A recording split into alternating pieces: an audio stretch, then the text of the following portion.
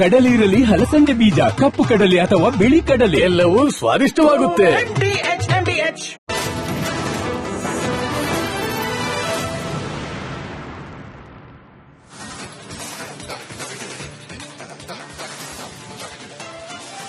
ಕರುನಾಡಿನಲ್ಲಿ corona ರಣಕೇಕೆ ದಿನೇ ದಿನೇ ಹೆಚ್ಚಾಗ್ತಾ ಇದೆ. ಸೋಂಕಿತರ ಸಂಖ್ಯೆ ಜಿಲ್ಲಾಸ್ಪತ್ರೆಗಳಲ್ಲಿ ಹೈ ಅಲರ್ಟ್. ಕೋವಿಡ್ ಬೆನ್ನಲ್ಲೇ ಆರೋಗ್ಯ ಇಲಾಖೆ ಅಲರ್ಟ್. ನಾಳೆಯಿಂದ ರಾಜ್ಯಾದ್ಯಂತ ಕೊರೋನಾ ಟೆಸ್ಟ್. ರಾಜ್ಯದ 8 ಕಡೆಗಳಲ್ಲಿ RTPCR test centre open. Rape ಕೇಸ್ನಲ್ಲಿ ಮಣೆನೂರು ಮುನುಗೆ ತಪ್ಪದ ಸಂಕಷ್ಟ. ಸಂತ್ರಸ್ತೆ ಇದ್ದ ಮನೆಯಲ್ಲಿ ಮಹಜರು. ಇತ್ತ ಪ್ರಕರಣಕ್ಕೆ ಗಂಭೀರ ಸಾಕ್ಷಿ ಆಗುತ್ತಾ ಆಡಿಯೋ.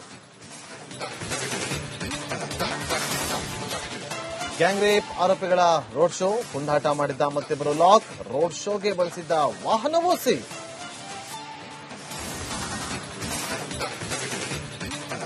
ರಾಜ್ಯಕ್ಕೆ 8 ದಿನ ಮುಂಚಿತವಾಗಿ ಮುಂಗಾರು ಎಂಟ್ರಿ. ಕರಾವಳಿ ಜಿಲ್ಲೆಗಳಲ್ಲಿ 4 ದಿನ ರೆಡ್ ಅಲರ್ಟ್. ಮೇ 26, 27ರಂದು ಬೆಂಗಳೂರಿಗೆ ಯೆಲ್ಲೋ ಅಲರ್ಟ್.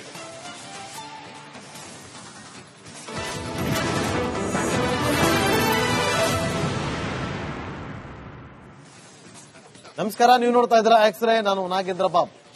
ಶಿಥಿಲಾವಸ್ಥೆಯಲ್ಲಿರುವಂತಹ ಹಿಂದೂ ದೇವಾಲಯಗಳ ಜೀರ್ಣೋದ್ಧಾರ ಮಾಡಿಸಿ ಅಂತ ಕೈ ಸರ್ಕಾರವನ್ನ ಕೇಳಿದ್ರೆ ಸಿಗುವ ಉತ್ತರ ಖಜಾನೆಯಲ್ಲಿ ದುಡ್ಡಿಲ್ಲ. ಆದ್ರೆ ಅಲ್ಪಸಂಖ್ಯಾತರ ಕಾರ್ಯಕ್ರಮ ಅಂದ ಮಾತ್ರಕ್ಕೆ ಫಟಾಫಟ್ ಅಂತ ಅನುದಾನ ರಿಲೀಸ್ ಆಗುತ್ತೆ. ಫಾರ್ ಎಕ್ಸಾಂಪಲ್, ಸ್ಪೀಕರ್ ಖಾದರ್ ಅವರ ಸ್ವಕ್ಷೇತ್ರದ ಉಳ್ಳಾಲ ದರ್ಗಾ ಉರುಸ್ ಕಾರ್ಯಕ್ರಮಕ್ಕೆ ಹರಿದು ಬಂದಿದೆ ಸರ್ಕಾರದಿಂದ 3 ಕೋಟಿ ಹಣ. ಇದೇ ಬಿಜೆಪಿ ಆಕ್ಷೇಪಕ್ಕೆ ಕಾರಣ ಆಗಿದ್ದು. 3 ಕೋಟಿ ರೂಪಾಯಿ ಹಣ ಕೂಡ ಈ ಕಾರ್ಯಕ್ರಮಕ್ಕೆ ಕೊಟ್ಟಿದ್ದಾರೆ. 3 ಕೋಟಿ ರೂಪಾಯಿ ಹಣ ಕೂಡ ಈ ಕಾರ್ಯಕ್ರಮಕ್ಕೆ ಕೊಟ್ಟಿದ್ದಾರೆ. ನಾನು ಹೇಳ್ತಾ ಇದ್ದೀನಿ, ನಾನು ಕೂಡ ಒಂದು 50 ಕುರಿ ಕೊಟ್ಟು ನಿಮಗೆ ಆ ಒಂದು ಸೇವೆಯನ್ನ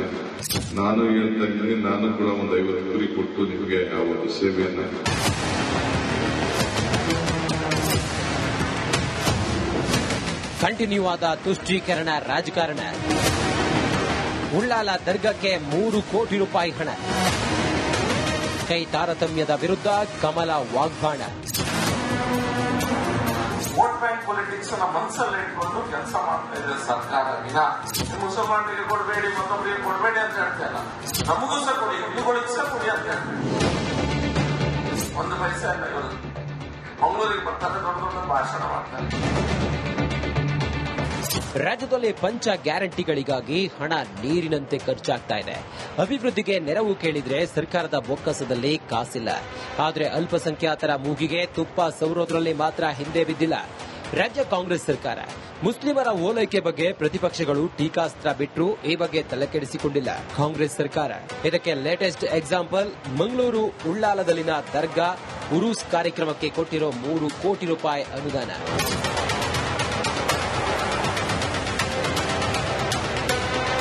ಇಲ್ಲಿ ಇನ್ನೊಂದು ಅಂಶ ಗಮನಿಸಬೇಕು. ಉಳ್ಳಾಲ ದರ್ಗಕ್ಕೆ ಸರ್ಕಾರದಿಂದ 3 ಕೋಟಿ ರೂಪಾಯಿ ಮಂಜೂರಾಗುವುದಕ್ಕೆ ಪ್ರಮುಖ ಕಾರಣವೇ ಸ್ಥಳೀಯ ಶಾಸಕರು ಆಗಿರೋ ವಿಧಾನಸಭಾ ಸ್ಪೀಕರ್ ಯುಟಿ ಖಾದರ್.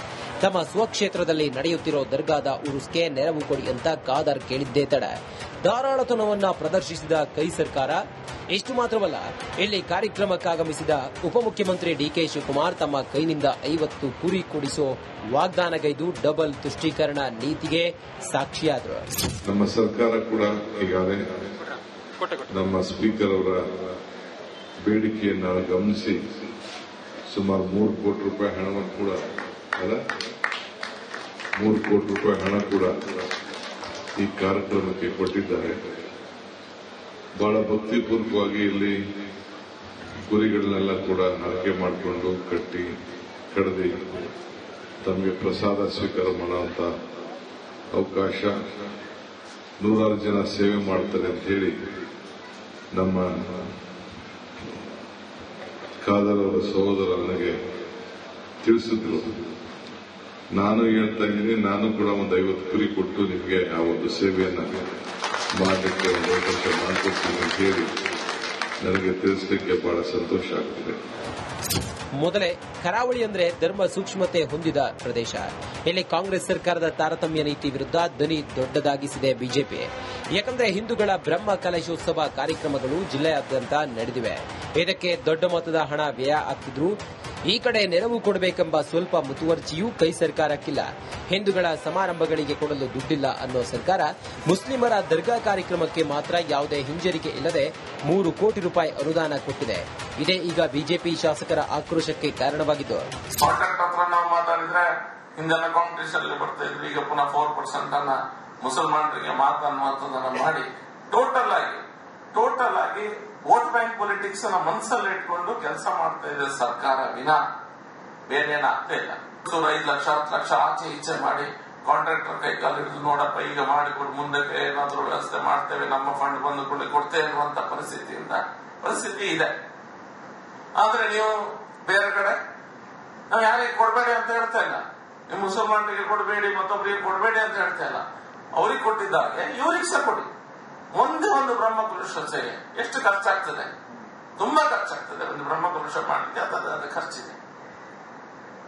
1 ಪೈಸೆ ಅಲ್ಲ. ಇವರು ಮಂಗಳೂರಿಗೆ ಬರ್ತಾರೆ, ದೊಡ್ಡ ದೊಡ್ಡ ಭಾಷಣ ಮಾಡ್ತಾರೆ.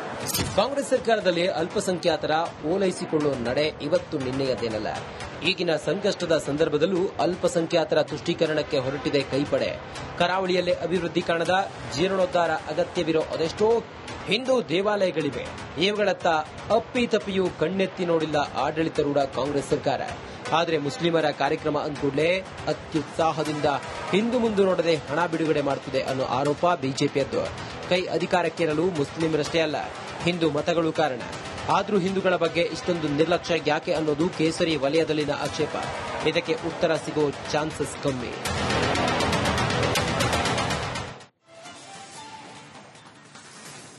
ಈ ಕೈಯಲ್ಲಿ ಕೊಟ್ಟು ಆ ಕೈಯಲ್ಲಿ ಕಿತ್ಕೊಂಡು ಅಂತಾರಲ್ಲ, ಹಾಗಾಗಿದೆ ಪುಟ್ಟ ಮಗಳನ್ನ ಕಳೆದುಕೊಂಡ ರಾಮನಗರ ಹಕ್ಕಿ ಪಿಕ್ಕಿ ಕುಟುಂಬದ ಕತೆ. ಮೇ 11ರಂದು ಮೃತಪಟ್ಟ ಬಾಲಕಿಗೆ ಸರ್ಕಾರ ಕೊಟ್ಟ 4,12,000 ರೂಪಾಯಿ ಪರಿಹಾರದ ಹಣವನ್ನ ಈಗ ವಾಪಸ್ ಕೇಳ್ತಾ ಇದೆ ಸಮಾಜ ಕಲ್ಯಾಣ ಇಲಾಖೆ. ಯಾಕೆ ಅಂತ ಕೇಳಿದ್ರೆ ಇಲ್ಲಿ ಮುಂದೆ ಇಡ್ತಾ ಇರೋದು ಮಾನವೀಯತೆಗಿಂತ ಹೆಚ್ಚಾಗಿ ನಿಯಮದ ಅಂಶವನ್ನ.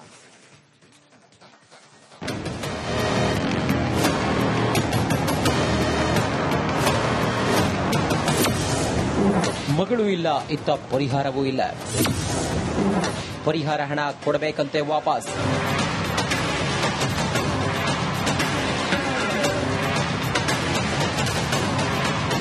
ಇನ್ನು ಬಾಳಿ ಬದುಕಬೇಕಿದ್ದ ಬಾಲಕಿ ಅವತ್ತು ಮನೆಗೆ ಮರಳಲೇ ಇಲ್ಲ. ಮೇ 11ರಂದು ರಾಮನಗರದ ಹಕ್ಕಿಪಿಕ್ಕಿ ಕಾಲೋನಿಯ ಮನೆ ಬಳಿ ಆಟವಾಡಿಕೊಂಡಿದ್ದ ಮೂಕ ಬಾಲಕಿ ನಾಪತ್ತೆಯಾಗಿದ್ಲು. ಕೊನೆಗೆ ರಾತ್ರಿ ಇಡೀ ಮಗಳಿಗಾಗಿ ಹುಡುಕಿದ ಮೇಲೆ ಬೆಳಿಗ್ಗೆ ರೈಲ್ವೆ ಟ್ರ್ಯಾಕ್ ಬಳಿ ಸಿಕ್ಕಿದ್ದು ಶವ.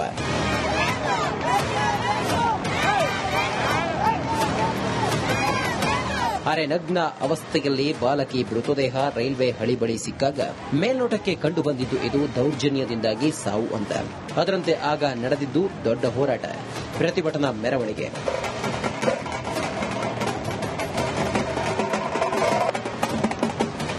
ಪ್ರತಿಪಕ್ಷ ನಾಯಕರು, ಶಾಸಕರು ಸೇರಿದಂತೆ ಹಲವು ರಾಜಕಾರಣಿಗಳು ಸಹ ಮೃತಳ ಮನೆಗೆ ಭೇಟಿ ಕೊಟ್ಟು ಸಾಂತ್ವನ ಹೇಳಿದರು. ಮೇಲ್ಜಾತಿಯಿಂದ ದೌರ್ಜನ್ಯಕ್ಕೊಳಗಾದ ಪ್ರಕರಣ ಅಂತ ಪರಿಗಣಿಸಿದ ಸಮಾಜ ಕಲ್ಯಾಣ ಇಲಾಖೆ ವತಿಯಿಂದ 8.25 ಲಕ್ಷ ರೂಪಾಯಿ ಪರಿಹಾರಕ್ಕೆ ಕ್ರಮ.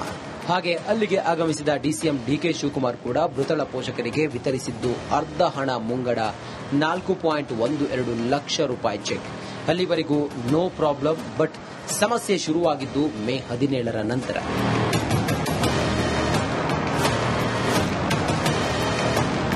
ಮರಣೋತ್ತರ ಪರೀಕ್ಷೆಯಲ್ಲಿ ಬಾಲಕಿ ಮೇಲೆ ಅತ್ಯಾಚಾರ ಆಗಿಲ್ಲ ಅನ್ನೋ ವರದಿ ಬರುತ್ತೆ. ಆಮೇಲೆ ಖುದ್ದು ಎಸ್ಪಿಯೇ ಇದು ರೈಲ್ವೆ ಅಪಘಾತದಿಂದಾಗಿ ಸಾವು ಅನ್ನೋದನ್ನ ಖಚಿತಪಡಿಸುತ್ತಾರೆ. ಇದಾದ ಮೇಲೆಯೇ ಶುರುವಾಗಿದ್ದು ತಲೆನೋವು. ಬಾಲಕಿ ಪೋಷಕರಿಗೆ ಕೊಡಲಾಗಿತ್ತಲ್ಲ 4.12 ಲಕ್ಷ ರೂಪಾಯಿ, ಅದನ್ನ ವಾಪಸ್ ಕೊಡಬೇಕು ಅಂತ ಒತ್ತಡ ಹೇರಿದೆ ಸಮಾಜ ಕಲ್ಯಾಣ ಇಲಾಖೆ.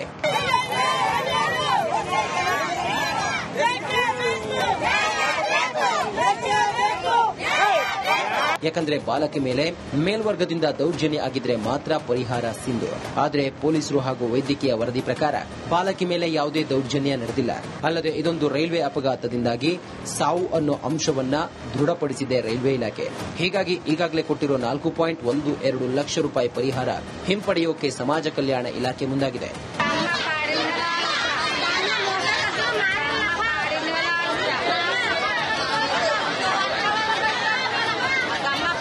ಆದರೆ ಸರ್ಕಾರ ಕೊಟ್ಟ ಹಣದಲ್ಲಿ ಬಹಳಷ್ಟನ್ನ ಈಗಾಗಲೇ ಖರ್ಚು ಮಾಡಿದೆ ಬಡ ಕುಟುಂಬ. ಅಲ್ಲದೆ ಮೊದಲೇ ಮಗಳನ್ನ ಕಳೆದುಕೊಂಡು ದುಃಖದಿಂದ ಇನ್ನು ಹೊರಬಾರದ ಕುಟುಂಬಕ್ಕೆ ಸರ್ಕಾರ ಕೊಟ್ಟ ಪರಿಹಾರದ ಹಣ ವಾಪಸ್ ಕೊಡಿ ಅಂತ ಕೇಳಿದ್ರೆ ಗಾಯದ ಮೇಲೆ ಬರೆ ಸ್ಥಿತಿ. ಸರ್ಕಾರದ ಕ್ರಮಕ್ಕೆ ಆಕ್ಷೇಪ ಹೊರಹಾಕಿವೆ ಸಂಘಟನೆಗಳು. ರೈಲ್ ಅಪಘಾತ ಅಂತ ಏನ್ ಕನ್ಸಿಡರ್ FLC ರಿಪೋರ್ಟ್ ಬಂದಿದೆ, ಆದ್ರೂ ಸಹ ಒಂದು ತಳ ಸಮುದಾಯದ ಅಕ್ಕಿಪಿಕ್ಕಿ ಜನಾಂಗಕ್ಕೆ ಸೇರಿದಂತ ಒಂದು ಕುಟುಂಬ ಅದು. ಆದ್ರಿಂದ ಕೊಟ್ಟಿರೋಂತ ಸಮಾಜ ಕಲ್ಯಾಣ ಇಲಾಖೆಯಿಂದ ಕೊಟ್ಟಿರೋಂತ ಚೆಕ್ ಅನ್ನ ವಾಪಸ್ ಪಡೆಯೋದು ಅಷ್ಟು ಸೂಕ್ತವಲ್ಲ ಅಂತ ನಮ್ಮ ಅಭಿಪ್ರಾಯ. ಆದ್ರೂ ಸಹ ಮಾನವೀಯತೆ ದೃಷ್ಟಿಯಿಂದ ಕೊಟ್ಟಿರೋಂತ ಚೆಕ್ ಅನ್ನ ಹಿಂಪಡೆಯಬಾರದು ಅಂತ ನಮ್ಮೊಂದು ಆಗ್ರಹ ಸರ್. ಇನ್ನು ಹಕ್ಕಿಪಿಕ್ಕಿ ಸಮುದಾಯದ ಈ ಬಡ ಕುಟುಂಬಕ್ಕೆ ಕೊಟ್ಟ ಪರಿಹಾರ ಮರಳಿ ಪಡೆಯುವ ಸರ್ಕಾರದ ಕ್ರಮಕ್ಕೆ ಅಪಸ್ವರ ಎದ್ದಿದೆ. ಹೀಗಾಗಿ ಹಣ ವಾಪಸ್ ಪಡೆಯುವ ಬದಲಿಗೆ ಇಲಾಖೆ ಇದನ್ನ ವಿಶೇಷ ಪ್ರಕರಣ ಅಂತ ಪರಿಗಣಿಸಬೇಕು ಎಂಬ ಒತ್ತಾಯವೂ ಕೇಳಿಬಂದಿದೆ. ಹಾಗೆ ಈ ನಿಟ್ಟಿನಲ್ಲಿ ಅವಕಾಶ ಇದೆಯಾ ಅನ್ನೋ ಬಗ್ಗೆಯೂ ಪರಿಶೀಲಿಸುತ್ತಿದ್ದಾರೆ ಅಧಿಕಾರಿಗಳು. ಮಹಿಳಾ ಆಯೋಗದ ಅಧ್ಯಕ್ಷೆ ನಾಗಲಕ್ಷ್ಮೀಬಾಯಿ ಕೂಡ ಈ ನಿಟ್ಟಿನಲ್ಲಿ ಸರ್ಕಾರಕ್ಕೆ ಮನವಿ ಮಾಡುವುದಕ್ಕೆ ಮುಂದಾಗಿದ್ದಾರೆ.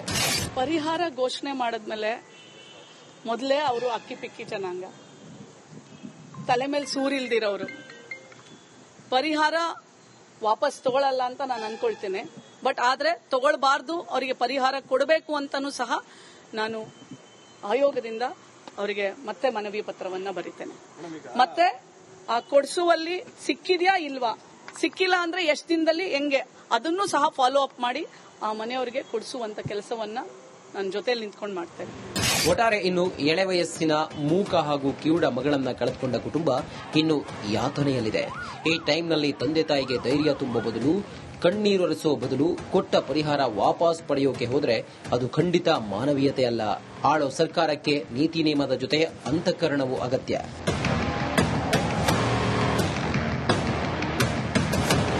Bureau report, republic Kannada. ಗುರುವಾರ ಶುಕ್ರವಾರ ಜಾಲತಾಣಗಳಲ್ಲಿ ವೈರಲ್ ಆಗಿದ್ದು ತಿರುಪತಿ ತಿರುಮಲದಲ್ಲಿ ಮುಸ್ಲಿಮರೊಬ್ಬರು ನಮಾಜ್ ಮಾಡೋ ದೃಶ್ಯ. ಇದಕ್ಕೆ ದೇಶಾದ್ಯಂತ ವಿರೋಧಗಳು ವ್ಯಕ್ತವಾದ ಬೆನ್ನಲ್ಲೇ ನಮಾಜ್ ಮಾಡಿದ ಕಾರ್ ಚಾಲಕನನ್ನ ವಶಕ್ಕೆ ಪಡೆದಿದ್ದಾರೆ ಆಂಧ್ರ ಪೊಲೀಸರು. ಆತನ ವಿಚಾರಣೆ ಕೂಡ ಆಗಿದೆ.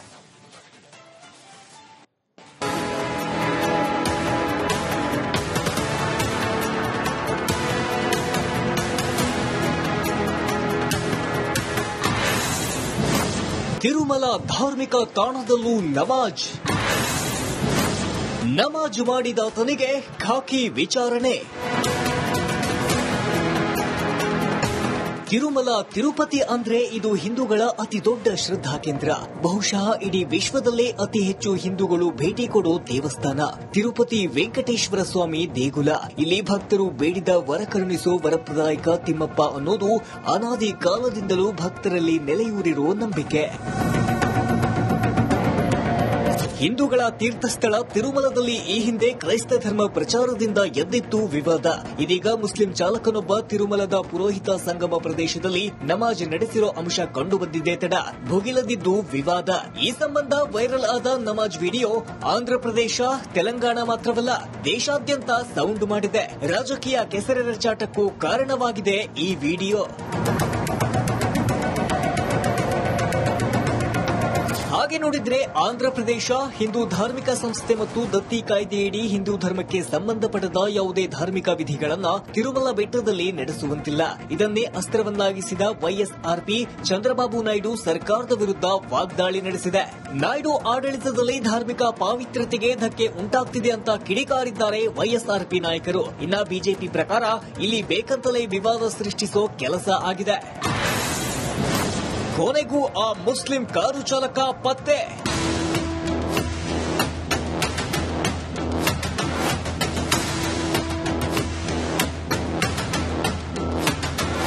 ವಿವಾದ ಸ್ಫೋಟಿಸಿದ ತಕ್ಷಣ ನಮಾಜ್ ಮಾಡಿದ ಕಾರ್ ಚಾಲಕನಿಂದಾಗಿ ತಲಾಶ್ ಕೈಗೊಂಡ ಪೊಲೀಸರು ಕೊನೆಗೂ ಆತನನ್ನ ವಶಕ್ಕೆ ಪಡೆಯುವುದರಲ್ಲಿ ಸಕ್ಸಸ್ ಆಗಿದ್ದಾರೆ. ಅಷ್ಟೇ ಅಲ್ಲದೆ ಆತನನ್ನ ತೀವ್ರ ವಿಚಾರಣೆಗೂ ಗುರಿಪಡಿಸಿದ್ದಾರೆ ಪೊಲೀಸರು. ಇದು ಉದ್ದೇಶಪೂರ್ವಕವೋ, ಇದರ ಹಿಂದೆ ಏನಾದರೂ ಕಿಡಿಗೇಡಿತನ ಇತ್ತಾ, ಅಥವಾ ತಿರುಮಲದಲ್ಲಿ ನಮಾಜ್ ನಡೆಸುವಂತಿಲ್ಲ ಎಂಬ ಅರಿವಿಲ್ಲದೆ ನಡೆಸಿದ ಧಾರ್ಮಿಕ ಕ್ರಿಯೆಯು, ಈ ಎಲ್ಲಾ ಆಯಾಮಗಳಲ್ಲೂ ಆಂಧ್ರ ಪೊಲೀಸರು ತನಿಖೆ ನಡೆಸಿದ್ದಾರೆ. ಪ್ರಾಥಮಿಕ ತನಿಖೆಯಲ್ಲಿ ಪೊಲೀಸರಿಗೆ ಸಿಕ್ಕ ಮಾಹಿತಿ ಏನಂದ್ರೆ, ಈತ ತಮಿಳುನಾಡು ಮೂಲದ ಕಾರು ಚಾಲಕ. ತಮಿಳು ಕುಟುಂಬವೊಂದು ತಿರುಪತಿಗೆ ಬಂದಾಗ ಈತ ಕಾರು ಚಾಲನೆ ಮಾಡಿಕೊಂಡು ಬಂದಿದ್ದಾನೆ. ಆ ಕುಟುಂಬದ ಸದಸ್ಯರು ದೇವಸ್ಥಾನಕ್ಕೆ ತೆರಳಿದಾಗ ಈತ ಕಾರ್ ಬಳಿ ಇದ್ದ. ನಮಾಜ್ ಸಮಯ ಬಂದ ಕಾರಣ ಅಲ್ಲೇ ಪಕ್ಕದ ಪುರೋಹಿತ ಸಂಗಮ ಎಂಬ ಸ್ಥಳದಲ್ಲಿ ಈತ ನಮಾಜ್ ನೆರವೇರಿಸಿದ್ದಾನೆ. ಇದನ್ನ ವಿಡಿಯೋ ಮಾಡಿಕೊಂಡ ಯಾರೋ ಭಕ್ತರು ಈ ದೃಶ್ಯಾವಳಿಗಳನ್ನ ವೈರಲ್ ಮಾಡಿದ್ದಾರೆ. ಈತ ಮುಗ್ಧ, ಧರ್ಮ ಆಚರಣೆ ಪರಿಪಾಲನೆಗಾಗಿ ಆ ಸಮಯಕ್ಕೆ ನಮಾಜ್ ಮಾಡಿದ್ದರಲ್ಲಿ ತಪ್ಪೇನಿಲ್ಲ ಅನ್ನೋ ವಾದ ಕೆಲ ಮುಸ್ಲಿಂ ಮುಖಂಡರದ್ದು. ಒಂದು ತನ್ನ ಬಟ್ಟೆಯನ್ನ ಹಾಕಿ ಬಟ್ಟೆ ಮೇಲೆ ಅವನು ಬರೀ ನಮಾಜ್ ಮಾಡಿದ್ದಾನೆ. ಆ ಜಾಗವನ್ನ ಏನೇನು ಕೆಟ್ಟದಾಗಿ ಇದು ಮಾಡಿಲ್ಲ, ತಪ್ಪೇನು ಮಾಡಿಲ್ಲ. ಇವಾಗ ಇವನು ಒಬ್ಬ ಡ್ರೈವರು ಹಿಂದೂ ಭಕ್ತಾಳುಗಳನ್ನ ಕರ್ಕೊಂಡ್ಬಂದು ಇವನು ದೇವಸ್ಥಾನಕ್ಕೆ ಬಿಟ್ಟು ಅಲ್ಲಿಂದ ಒಂದು ಸ್ವಲ್ಪ ದೂರ ಹೋಗಿ, ದೂರ ಅಂತೀನಿ ಯಾಕೆ, ಅದು ಸಾಮೂಹಿಕ ವಿವಾಹಗಳಾಗುತ್ತಲ್ಲ, ಆ ಜಾಗಕ್ಕೆ ಹೋಗಿ ಅವನು ನಮಾಜನ್ನ ತನ್ನ ದೇವರಿಗೆ ತಾನು ಮಾಡಬೇಕಾಗಿರೋ ಒಂದು ಕರ್ತವ್ಯವನ್ನ ಅವನು ಅನುಭವಿಸಿದಾನೆ, ನಿರ್ವಹಿಸಿದ್ದಾನೆ. ಒಟ್ಟಾರೆ ಧರ್ಮ ಸಹಿಷ್ಣುತೆಗೆ ಹೆಸರಾದ ದೇಶದಲ್ಲಿ ಕ್ಷುಲ್ಲಕ ಕಾರಣಗಳಿಂದಾಗಿ ಧಾರ್ಮಿಕ ವಿವಾದಗಳು ಸೃಷ್ಟಿ ಆಗುತ್ತಲೇ ಇದೆ. ಇಲ್ಲಿ ಮುಸ್ಲಿಮನಾಗಿ ಕಾರು ಚಾಲಕ ನಮಾಜ್ ಮಾಡುವುದು ತಪ್ಪೇನಿಲ್ಲ, ಇದು ಅವರ ಧಾರ್ಮಿಕ ಹಕ್ಕು ಕೂಡ.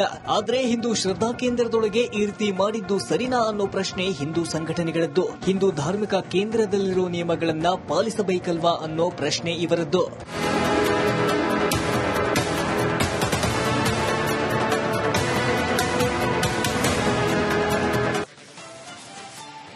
ಹೆಚ್ಚು ಕಮ್ಮಿ 8ರಿಂದ 9 ದಶಕಗಳಿಂದ ರಾಜ್ಯ ಹಾಗೂ ದೇಶದ ಜನರ ಬಾಯನ್ನ ಸಿಹಿ ಮಾಡಿದ್ದು ನಮ್ಮ ಹೆಮ್ಮೆಯ ಮೈಸೂರು ಪಾಕ್. ದೇಶದ ಯಾವ ಭಾಗಕ್ಕೆ ಹೋಗಿ ಕೇಳಿದ್ರು ಮೈಸೂರು ಪಾಕ್ ಅಂತ ಚಪ್ಪರಿಸ್ತಾರೆ ಜನ. ಆದ್ರೀಗ ಇದು ದೂರದ ರಾಜಸ್ಥಾನದಲ್ಲಿ ಮೈಸೂರು ಪಾಕ್ ಆಗಿ ಉಳಿದಿಲ್ಲ, ಬದಲಾಗಿ ಅಲ್ಲಿಗ ಇದು ಮೈಸೂರು ಶ್ರೀ. ಯಾಕೆ ಅಂತ ಕೇಳಿದ್ರೆ ಕಾಣ ಸಿಕ್ಕಿದ್ದು ಇಂಟ್ರೆಸ್ಟಿಂಗ್ ವಿಚಾರ, ನೀವೇ ನೋಡಿ.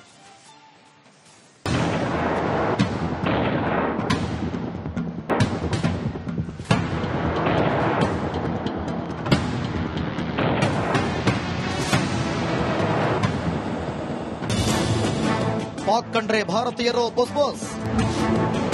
ಸಿಹಿ ಪಾಕದ ಪಾಕ್ಗೂ ಈಗ ಗೇಟ್ ಪಾಸ್.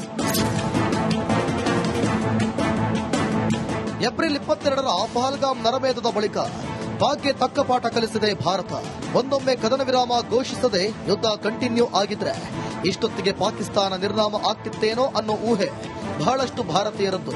ಕದನ ವಿರಾಮವಿದ್ರೂ ಪಾಕ್ ಹೆಸರೆತ್ತಿದ್ರೆ ಸಾಕು, ಸಮಸ್ತ ಭಾರತೀಯರಿಗೂ ಕೆಂಡದಂತಹ ಕೋಪ.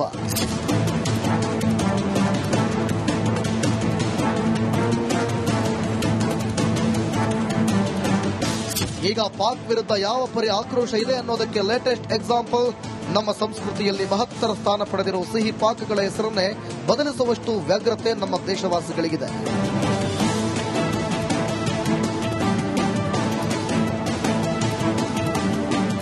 ನಿಮಗೆ ಗೊತ್ತಿರುವಂತೆ ಇಡೀ ದೇಶದಲ್ಲಿ ಗಮನ ಮೂಡಿಸಿದ್ದು ನಮ್ಮ ನಾಡಿನ ಸಿಹಿ ಖಾದ್ಯ ಮೈಸೂರು ಪಾಕ್. ಸ್ವಾತಂತ್ರ್ಯಕ್ಕೂ ಮುನ್ನ 1920-30ರ ದಶಕದಲ್ಲಿ ಮೈಸೂರು ಅರಸರಿಗೆ ಸಿಹಿ ತಿನ್ನಬೇಕೆಂಬ ಆಸೆಯುಂಟಾದಾಗ ಅರಮನೆ ಅಡುಗೆ ಭಟ್ಟ ಕಾಕಾಸುರ ಮಾದಪ್ಪ ಬಳಿ ಯಾವುದಾದ್ರೊಂದು ಸಿಹಿ ಮಾಡುವಂತೆ ಸೂಚಿಸುತ್ತಾರೆ.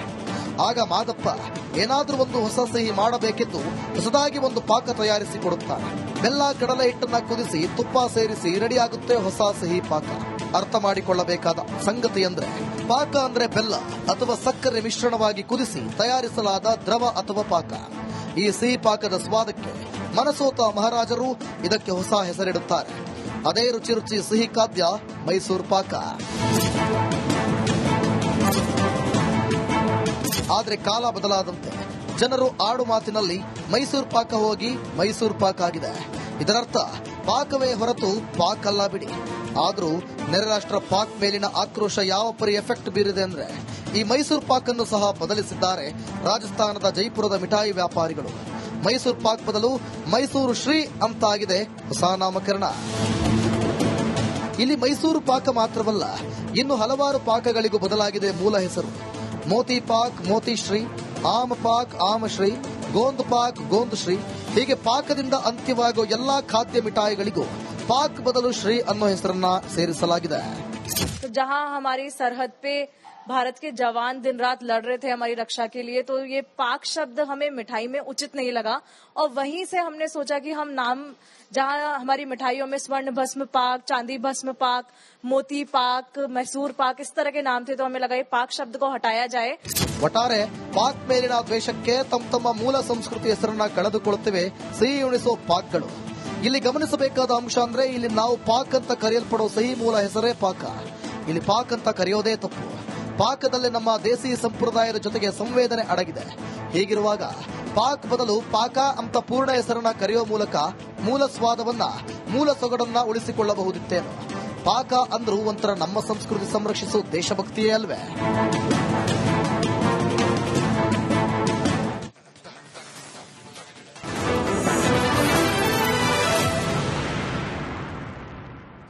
Welcome back. ಯಾದಗಿರಿಯಲ್ಲಿ ಕಾಂಗ್ರೆಸ್ ಕಚೇರಿಗೆ ಬೆಂಕಿ ಇಟ್ಟಿದ್ದ ಪ್ರಕರಣವನ್ನ ಎಲ್ಲರೂ ಕೂಡ ಗಮನಿಸಿದ್ದಾರೆ.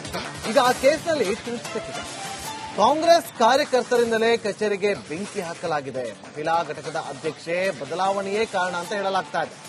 ಪತ್ನಿಯನ್ನ ಕೆಳಗಿಳಿಸಿದ್ದಕ್ಕೆ ಕಚೇರಿಗೆ ಬೆಂಕಿ ಇಟ್ಟ ಪತಿರಾಯ ಮಂಜುಳಾ ಗುಳಿ, ಪತಿ ಶಂಕರ್ ಗುಳಿಯಿಂದ ಈ ಕೃತ್ಯ ನಡೆದಿದೆ. ಜಿಲ್ಲಾ ಘಟಕದ ಅಧ್ಯಕ್ಷೆಯಾಗಿ ನಿಲೋಫರ್ ಬಾದಲ್ ಆಯ್ಕೆಯಾಗಿದ್ರು. ಈ ನಿಲೋಫರ್ ಬಾದಲ್ ಅವರ ಆಯ್ಕೆಗೆ ಮಂಜುಳಾ ಪತಿ ಶಂಕರ್ ವಿರೋಧವನ್ನು ವ್ಯಕ್ತಪಡಿಸಿದರು. ಆಕ್ರೋಶಗೊಂಡು ಬೆಂಕಿ ಇಟ್ಟಿದ್ದಾರೆ. ಸಾಕಷ್ಟು ಚರ್ಚೆಗಳಿಗೆ ಕಾರಣವಾಗಿತ್ತು. ಕಾಂಗ್ರೆಸ್ ಕಚೇರಿಗೆ, ಜಿಲ್ಲಾ ಕಾಂಗ್ರೆಸ್ ಕಚೇರಿಗೆ ಯಾರು ಬೆಂಕಿ ಇಟ್ಟಿದ್ದು, ಯಾರು ಕಿಡಿಗೇಡಿಗಳು, ತನಿಖೆ ಆಗ್ಲಿ ಅಂತೇಳಿ ಎಲ್ಲರೂ ಕೂಡ ಭಾವಿಸಿದ್ರು. ತನಿಖೆ ಆಯ್ತು. ಈಗ ಕಾಂಗ್ರೆಸ್ ಕಾರ್ಯಕರ್ತರೇ ಬೇಸರಗೊಂಡು ಕಾಂಗ್ರೆಸ್ ಕಚೇರಿಗೆ ಬೆಂಕಿ ಇಟ್ಟಿರೋದು.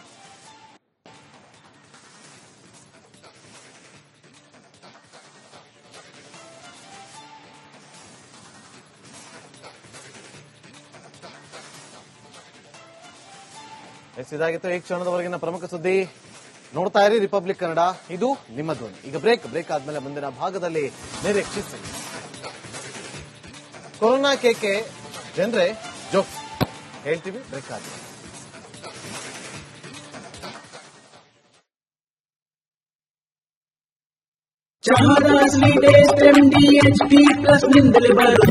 ಗಂಟು ಕಟ್ಟಿಕೋ ಲವಂಗ, ಹಸಿರು ಏಲಕ್ಕಿಯಿಂದ ತುಂಬಿದ MDH T+ ಮಸಾಲೆ.